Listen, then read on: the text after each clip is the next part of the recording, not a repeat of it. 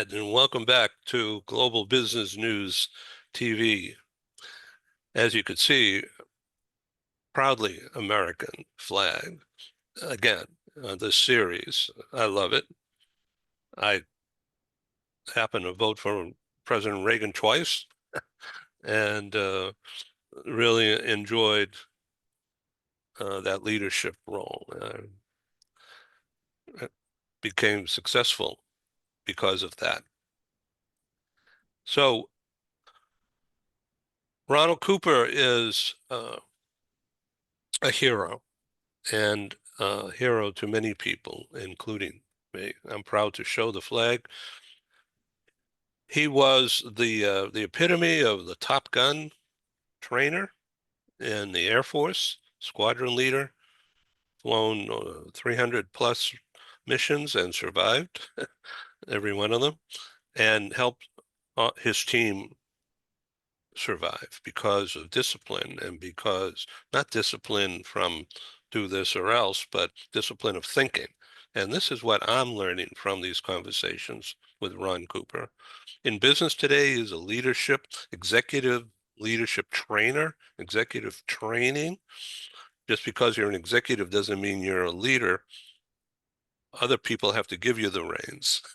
And then it's up to the leader to maintain them or grow them. Tell us about, there's no dirty secrets here. The white, crystal, crystal clear secrets of taking care of people. And your 4 words, I believe in you, super powerful. Tell us more, please. Ed, thank you. It's always a great opportunity to be with you, your Thank you. audience, and just a great opportunity to share some thoughts that have impacted my life. And there are 4 men, very particularly, who did believe in me. And I overcame what was a very dark part of my life early on, and I had a very poor mental health. I now know it. I didn't think of it at the time. But Ed, I think 4 of the most powerful words we can ever speak, and you don't even have to speak them, but the person with whom you're working will know, are I believe in you. And I have some slides that I want to talk about that. And Ed, there are some of us, and this is the way I used to be. I had a very low self image, I had no confidence.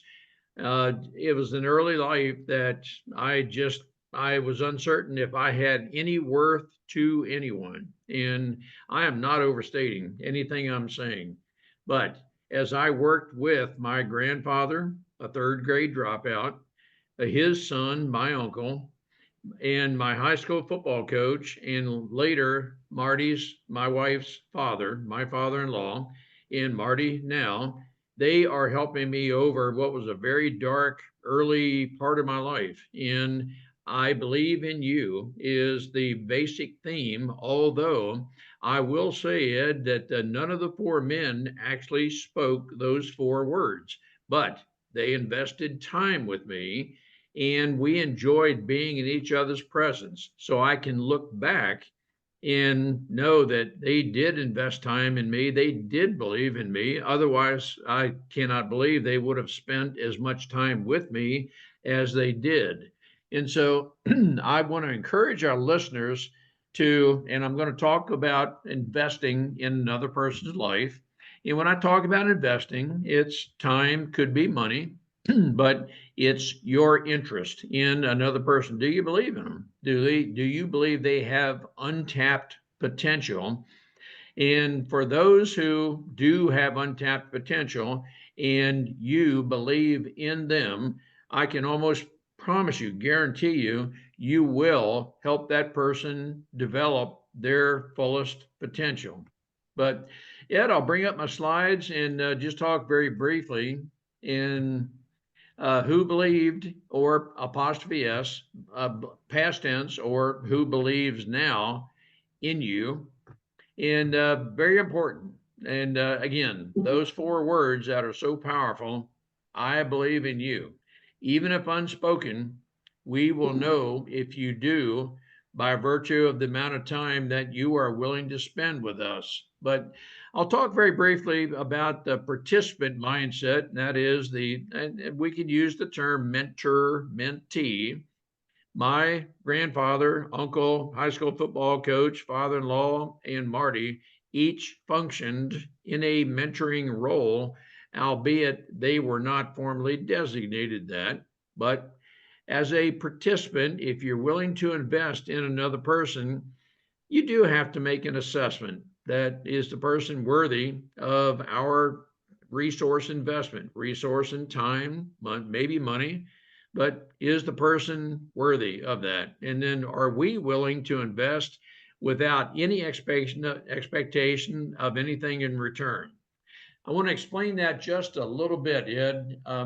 I was, no, I'd say probably 2 decades or so of my early life that was, I would say, somewhat wasted in that I had to overcome. And it was many years after my grandfather, uncle, high school football coach, father in law had the impact on me they did, that I was able to assimilate all of that in my mind.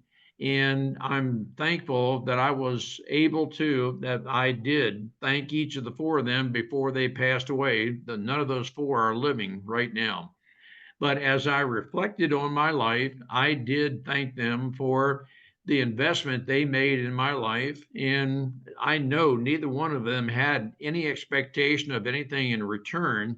In other words, they were not expecting, within a few minutes of my compliments and so forth. And I quite honestly at the time didn't even know how to compliment them because I didn't know the impact they were having on my life. But it was decades later where I was able to assimilate all that. In the bullet statement of total acceptance, as you are willing to invest in a person's life, are you willing to accept them, albeit however awkward they may be, different, or something of that nature? I can say that I know I was very socially awkward. And there were times I could go a couple of weeks without saying anything, and various reasons for that.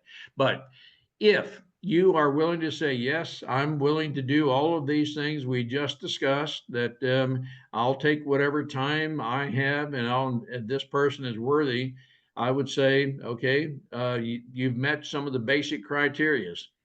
Now, here is one of the things that I believe very sincerely, words matter in Moravian, and I am just vaguely familiar, but he has come up with the rule of the 738-55 rule that has proven over time, and that is 7% of what we say and do is conveyed through words.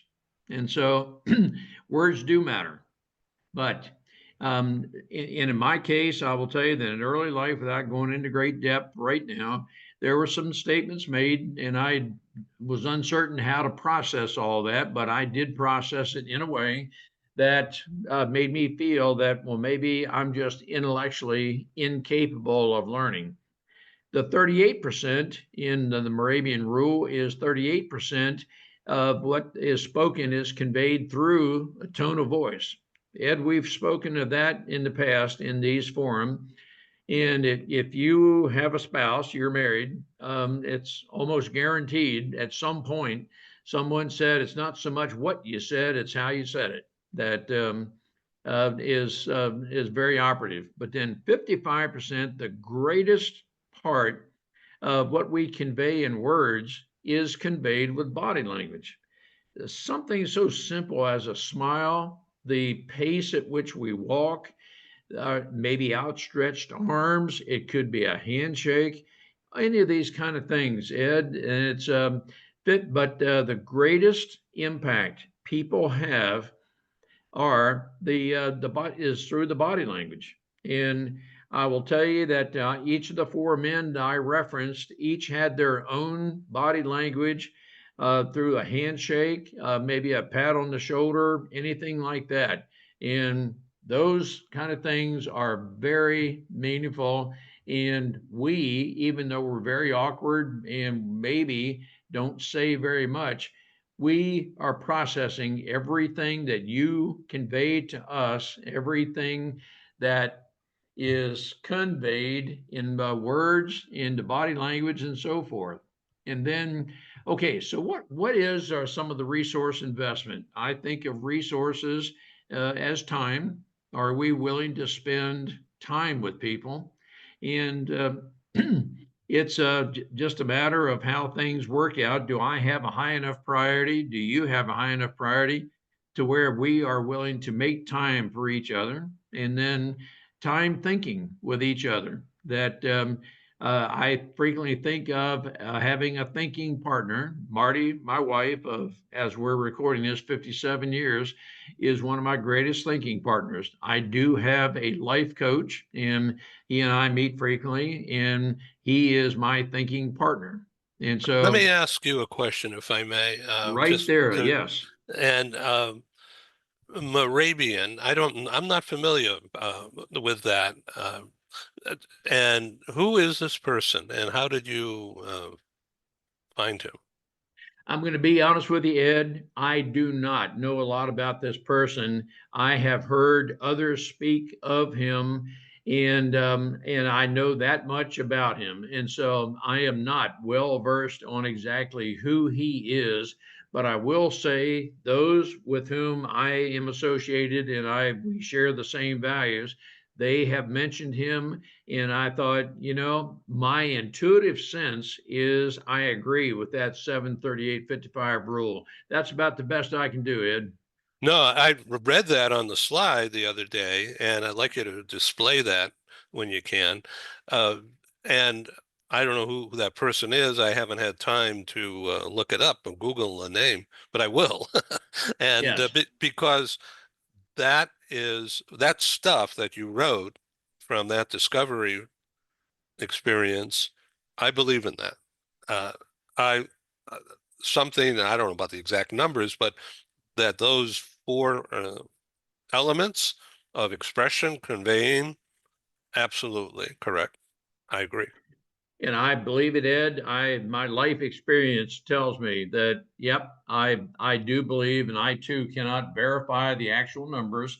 I'm going to believe that Moravian has done some research, and through whatever research he's done, he can validate these numbers. But I can tell you intuitively through life experience, yes, I do believe in this. And quite honestly, Ed, I think you and I have been in various discussions, maybe particularly in an academic setting. Well, I can remember some of what was said, but I can always leave knowing that I leave with a sense that person cares enough about me to help me understand if there's something I don't understand.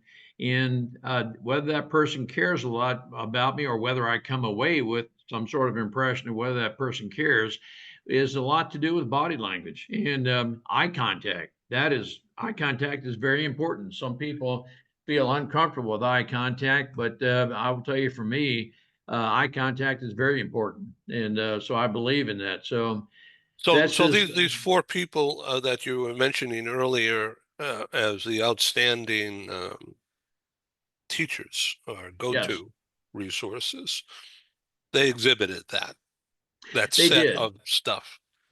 They did, and so I can tell you, my grandfather was a very much a reserved person. He did not talk a lot. He is a third grade dropout, but he was president of the local bank. He was elected president emeritus, and he intuitively, I use that term, intuitively knew how to invest money. He was just a master at it, and he taught me how to invest money. And so he would never purport to be a classroom instructor or anything like that. But I can tell you, Ed, we would sit at the breakfast table, lunch table, dinner table, and I would ask different questions, hoping that he wouldn't think I'm stupid because of the type question I'm asking. But he would always have a very thoughtful response to that. And I thought, wow, I don't know how he learned it. I really don't. But I would say just through life experience. And he was not an avid reader, but it's pretty clear to me that he associated with the right people. He read whatever he wanted to read, and he assimilated information. And he was a very, very successful investor.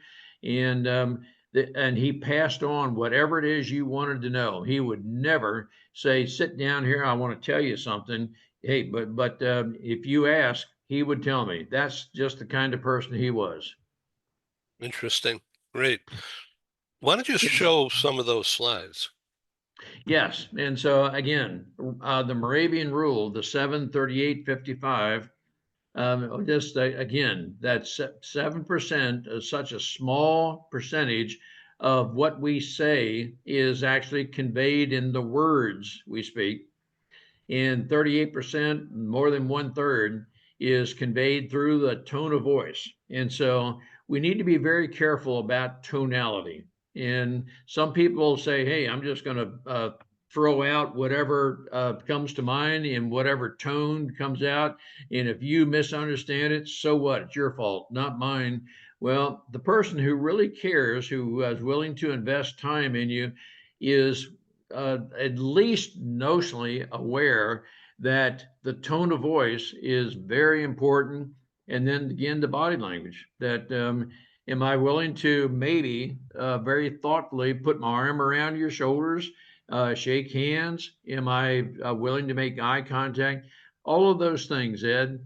Some people may think, well, that doesn't matter a whole lot. Well, actually, it does. And it's not just because of Moravian, but I'm going to guess, Ed, your, my, and other people's life experience, while we may not know these exact numbers, would say, now that you brought it to my attention, I will tell you that yes, body language is a lot of the way we communicate, and it has a lot to do in this context of whether I believe in you.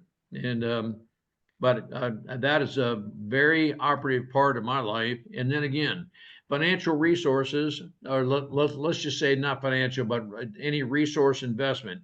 Some people think of resources primarily as money, and I would tell you it's not necessarily that.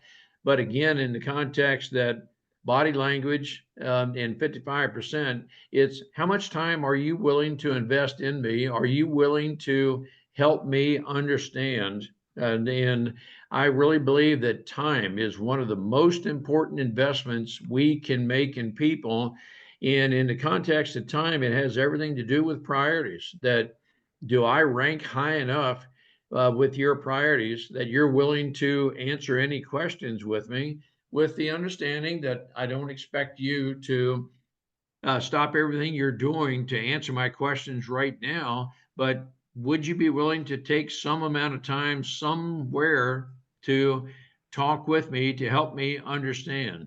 And each of those four men then, Marty now, are helping me understand. And Ed, there was a time in my life early on, I really thought I would never ask a question because asking questions means I'm ignorant, and ignorant means I'm stupid. And I had an early thought that, well, maybe I'm intellectually incapable.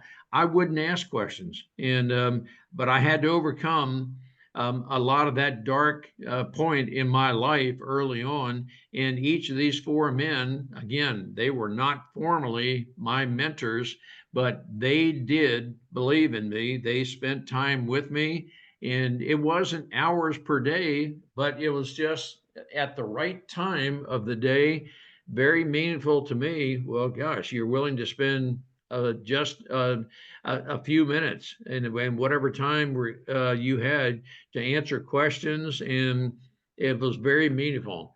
Ed, all of that together is what I'm referring to as believing in people, and it has a lot to do. It has everything to do with a family culture. It has everything to do with a work culture. In how well do we relate to each other? And I will tell you that based on my military experience, and I specialize in leadership, culture, and teamwork. And with all that together, Ed, I will tell you that much of my military background, I do have 300 combat missions. And I'll say very briefly that I believe there are three vocations that have teamwork down to a fine art, and that is firefighters, law enforcement, and military. I believe we have those three vocations have teamwork down to a fine art, because literally in some cases our lives depend on trusting each other. We must communicate well with each other, and it is a matter of transferring knowledge to and amongst each one of us. As we're willing to do that, we are going to have a, I use the term camaraderie, but we will have a friendship that I believe will exceed many others things that are happening in the world. You and I have very recently talked about how there's such divisiveness in the world because of various things. And so, are we willing to overcome and work through much of that divisiveness? My fervent hope from the heart is that we will work through that. In it's another topic, Ed, but I think you and I can likely agree there is a continuum between home and the workplace, meaning if things are not going well at home, you're likely going to carry that thought into the workplace. And if things aren't going well into the workplace, it's pretty likely you're going to carry whatever less than good feelings into the home. And so that's in that context where I say there is a continuum. And are we willing to invest in people to help them perform at their highest potential? Ed, a lot more that can be said about it, but that is the essence of what I represent and what I can help any of your listeners develop in their personal home and or the workplace. So let's go back a little bit to those attitudes of or thoughts of I have to hide what questions I want to ask because I don't Okay. want to look insufficient, or I don't want you to think that I'm dumb, or why don't I know that anyway? That the developmental attitude that you were willing to look into as a result of these four relationships and the safety you felt within that thing, that enabled you to open your mind. Is that correct? It did, yes. And so again, early in life, okay, quite honestly, my father said frequently, well, I thought you knew, or you should have known. Mhm. And I had an analytical mindset that, well, okay, now I want to know, well, when, where, how. And many times that I could never determine that the answer to the how, when, or why. My father was the type person who you would never ask him, well, Dad, how should I have known that? Because now he would interpret that as questioning his authority. So I just knew you never ask. And so that it was the type of culture we had, I had, and I'm not here to say my father intended that. It's what I interpreted. And so for nearly 20 years of my life, of the first 2 decades, I would not ask very many questions. Ed, I can almost promise you, I would have never asked you a question because that proves I'm stupid.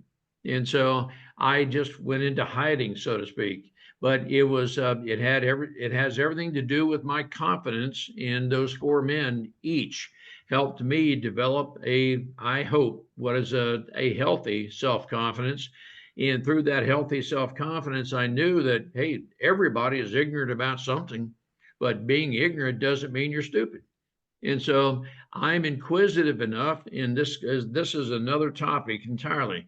I hope everybody is curious, and I'm a self-described incurably curious person now, because I know, Ed, you know things I don't know. And quite honestly, by asking you a question about something, it's complimentary to you that you know the answer, and hopefully you're willing to share with me. So there is that kind of reciprocity that occurs, but it took me 2 decades of my life to be able to process all of that. And so some of us are slow learners. It's an evolving process. So you got to just stay alive while you're learning. Yes, that is true. Oh boy. Okay, so I've learned that because in the relationship that I have with Joanne, it just I'm not going to get into a lot of detail at this moment, but it is almost exactly the scenario.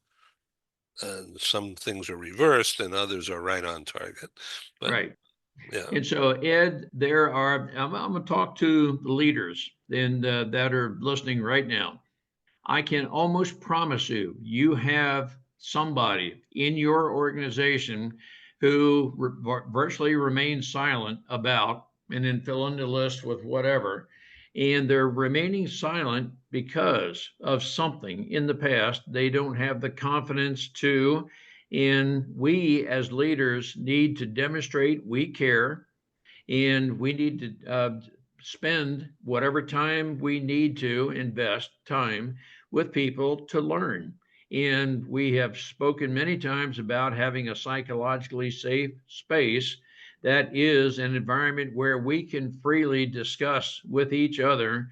And if you trust me, I might feel very comfortable divulging to you, well, Ed, I just don't feel comfortable, or I did not until very recently, did not feel comfortable even discussing whatever the topic is, but I feel comfortable I can around you because you will not use it against me in any way. And so I don't want to be a gossip topic. I don't want for you to think any less of me because of, but it has everything to do with developing a mutual confidence, trust in each other. And when we do that, we are both going to be benefit. That there is a mutual benefit from all of that. We each grow stronger through it, Ed. And growing together is a very operative term. Perhaps you can say that about your wife, Joanne, as I can about Marty. so I want to practice full disclosure here, just for the sake of clarity. And so Joanne and I met when I was 52 years old, and um, uh, in a few days, in 3 weeks, I'm going to turn 80. So it has been like the second coming, that kind of Okay. glorious, life-changing for me. And because part, the first 50 or so weren't blissful at all, turmoil and mistakes. And almost traceable back to that day, September 16, 1996 or so, uh, at 6 p.m. Okay. In walked this lady in a blue dress, and I was awestruck ever since, to this day. Not a straight And road, so, but a good road. sure. And Yeah. Ed, right there, I'm going to guess you felt, you still feel comfortable um, talking with Joanne about different things. I will tell you that for Marty and me, we can still today, after 57 years of marriage, we can spend hours talking with each other. We're talking about the future of our business, our lives, and what do we have ahead that we can, the opportunities, what opportunities do we want to seek? And Marty and I are very different. I'm much more outgoing than Marty, but we complement each other. And so where I'm weak, Marty is strong, and perhaps you can say that about Joanne. But Marty and I can at times have very differing views on different things, but we would never carry that to an extreme of, well, gosh, how could you possibly think of that? And I think long-term negative her. Never. It's I want to know her perspective. Her life is obviously a little bit different than mine, albeit we're both raised on dairy farms. But at any rate, Ed, those are the kind of things that when we feel free to communicate with each other, we trust each other, we can feel very open to divulge different things. And I again use the term, I want to be appropriately vulnerable. I never want you to think I'm dwelling on the past. I'm not seeking your sympathy, but maybe in 90 seconds to 2 minutes, I can tell you a little bit of my past. And yep, the past is what it is. But with your help and others, I have overcome the past and I'm living today and forward. And I do recognize that some people are going through right now what I did go through, and I would never hold that against you, but I'll tell you what I did to make it through my past. So I also want to say, in the light of this disclosures and openness, and to show that I understand and I care about what you're saying because it's meaningful to me in many ways, that Joanne's first husband died in a plane crash. He was a pilot, had his own flying school, Yeah. and the two little kids, 2 and 3 years old, and she was left alone Yep. and turned into an entrepreneur in real estate, Mm-hmm. buying and selling in San Diego. And because she couldn't get a job and leave the kids alone, didn't want to. She had to be dad and mom. So she fortunate that in Southern California, the real estate prices kept going up. So she went from neighborhood to neighborhood, but all within the same school district, so the kids wouldn't have to change schools. It's a pretty smart move. And it proved really, really successful. And I've been married twice and had very other relationships as well over the years. And so we decided we're not going to get married. We're just going to stay together because we want to. We don't need a contract. Mm-hmm. So it's 28 years right now. Well, all right. Yep, So it's- obviously you're very compatible. She noted your compassion, and there's probably a mutual compassion, and everything seems to line up, Ed. So onwards. Not every day is blissful, but because we're, when the I believe in you thing is, it can be transferred, and my mind is thinking right now is flashing here and there, but about the words that I want to use may not fit what she wants to hear, or doesn't understand the juxtaposition of the words or the attitude. And, you know, it could be a blue streak to her, or it could be really meaningful to me, and vice versa. Sure.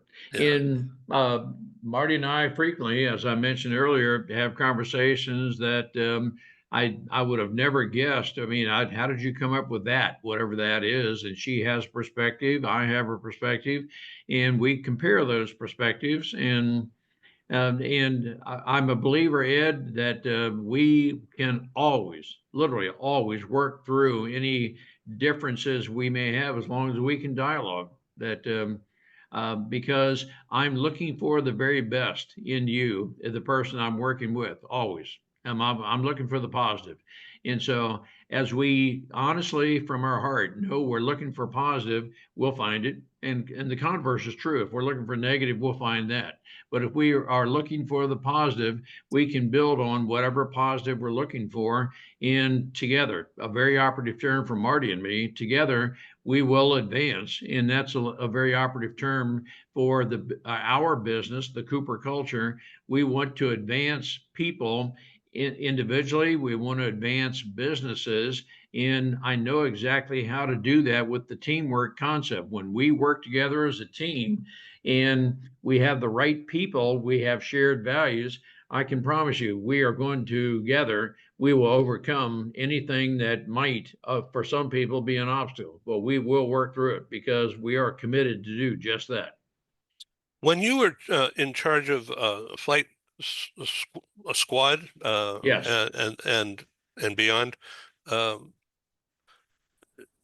you use the same, I would assume that you use a lot of the same approach to having the teamwork, uh, practice, practice, practice, and understand what the the rule is, how to do something. But I'm thinking that you got into the depth, the meaningfulness of whatever it was, that they had to learn something, master it. Yes, and I will tell you, Ed, in the military, and but it's very true in a lot of organizations, particularly as I mentioned earlier, firefighters, law enforcement, military. There is a discipline. We have to have a discipline. Let me just explain very briefly, and I think I've mentioned this one other time, but let's just say that you are a four-star general, Ed, and I'm leading a flight of 4 aircraft as a captain. Well, it is understood in the briefing room that I am in charge. You certainly outrank me, but I'm in charge of this flight. I studied exactly how I'm going to conduct the flight, and it is a matter of discipline. And so I am in charge of the flight. I studied what I'm going to do, how I'm going to conduct the flight, and I am totally responsible for everything. Now, the four-star general and others, you are responsible for performing in your aircraft in accordance with the briefing rules that I set. We know how to fly. We call it a four ship. We have 4 aircraft together, and we know exactly how to operate our respective aircraft. But together, it takes all 4 of us to have a very defined mission to accomplish whatever the overall objective is. The four-star, yep, is by virtue of our discipline, listens to me because I'm in charge of this flight.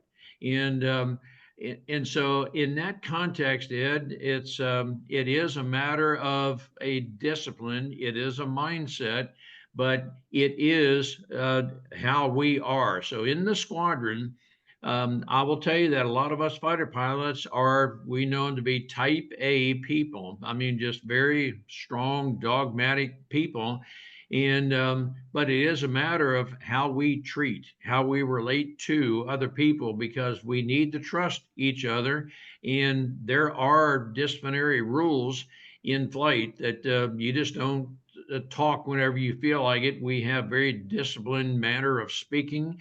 We have a very disciplined manner of flying that I expect you to be in whatever formation, whatever distance from me, and so forth. And so there is a very definite, defined discipline we have. I brief it, I debrief it. How well did we conform to that discipline? And we learn from each flight, each occasion. That's kind of a long explanation of what it's about. But Ed, that's all a part of the discipline. And we have to have that discipline because if in the case of a four ship aircraft, 4 different people, if we each did our own thing, then pretty obviously we're going to be less effective than if the 4 operated as one unit. And so that's a lot of the military mindset. So you roll over that approach into team building in a company. Oh, it's exactly what I do, Ed, because I know exactly what it is to have teamwork. And I'll just say very definitely the teamwork in a company is there is an appropriate time to ask a question, but there's a time when it's not appropriate to question me in my role.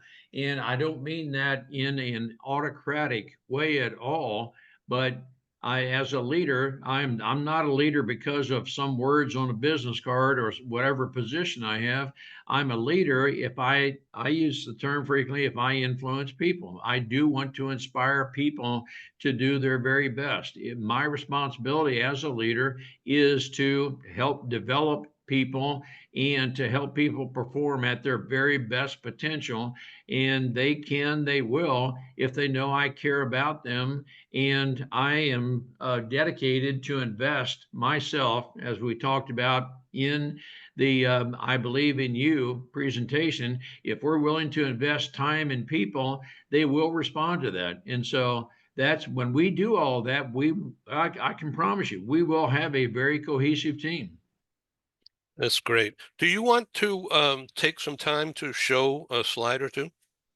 I will do that. And Ed, I can somewhat close this out by saying, here's my contact information. And again, for your listeners, I specialize in teamwork, leadership, and culture. And everything we've discussed in this time together is what I help businesses develop, where we can have very cohesive teams in a psychologically safe workspace where we can feel free to speak with each other and discuss different ideas. I encourage our leaders to encourage our staff members to fail. That can be another topic, but let's do fail, because as we have innovative thinking, not everything that represents innovation, new ideas, is going to work. And so what we do is fail forward, always failing forward.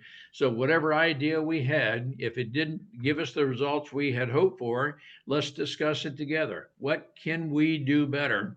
And we never think negative about another person, but we together say, oh, yeah, I believe we can improve the results to get where we want to be.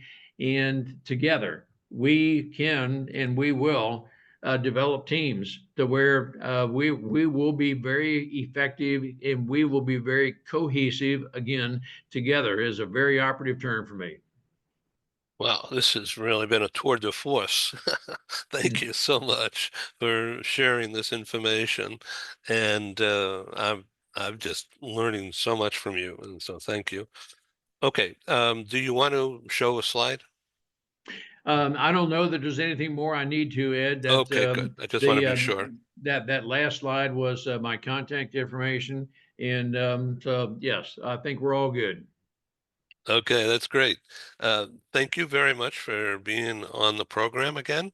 And let's take a moment here with me, if you got another 30 seconds, 60 seconds. I do. Um, and why not show that slide using my screen share of contact information? Okay, and Ed, I apologize. Yes, I was showing slides and not sharing at the time right there, and so the contact information. Well, let me just very briefly go So you through. see how I manipulated you to show that slide? Wow, you sure did, Ed. Okay, right here, these the four magic words: I believe in you, Oh, I and feel it. then the participant mindset. Are we willing to invest in other people? Moravian's rule, the 7, 38, and 55% are all right here. And I'll study up on Moravian to learn more about him. But are we willing to invest ourselves in other people? And it's time is one of the greatest things we can invest in. Sometimes it's money. And then this is me. And as I can help other people and develop teamwork in their organization to help them develop a safe space, that is certainly what I want to do. So thank you, Ed. I was wondering, okay, am I sharing? And I now know I was not. So thank you. You're very subtle about telling me about my error. That's all good. Just like I knew it's almost like a screenplay. How do I want this to come out? Yep. Thank That's you. great. All right, have a good one. Thank you, Ed. You too, then. Bye Bye. bye. Thank you.